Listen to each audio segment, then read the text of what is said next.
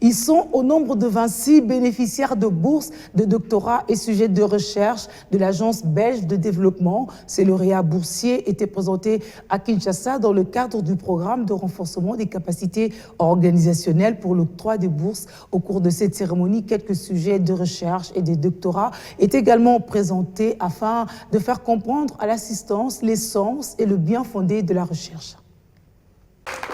12 sur le 26 boursiers présents dans la salle ont eu droit à une brève présentation de leur thèse de recherche, question de faire comprendre à l'assistance l'essence et les bien-fondés des travaux accomplis. Deux thématiques ayant majoritairement capté l'attention du public. Notre thème de recherche porte sur les cancers des femmes, les cancers gynécologiques. D'abord les cancers du col qui tuent le plus les femmes congolaises et puis les cancers du sein. Or, nous savons qu'il y a des mécanismes de prévention. Il faut prévenir cela, notamment par les vaccins, ce qui n'est pas le cas dans notre pays. Donc nous payons le plus lourd prix parce qu'il n'y a pas de prévention et nos hôpitaux sont sous-équipés pour prendre en charge les stades avancés qui nous arrivent. C'est une maladie qui nous touche tous d'une manière ou d'une autre. Nos mamans, nos familles sont endeuillées comme ça et nous sommes désarmés. C'est comme ça que nous voulons proposer une voie de sortie en déterminant quels sont les facteurs sur lesquels nous pouvons agir pour réduire les cas de décès liés à ces cancers dans notre pays.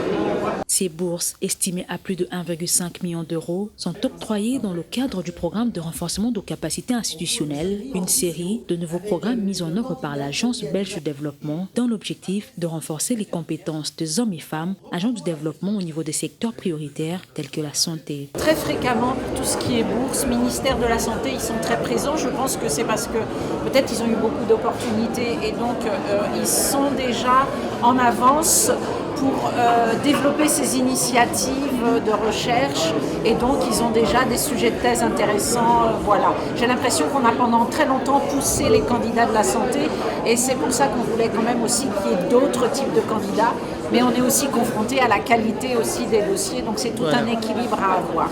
Derrière chaque bourse octroyée se cache une opportunité de promouvoir et faire avancer la recherche, aussi contribuer au défi de la relève académique.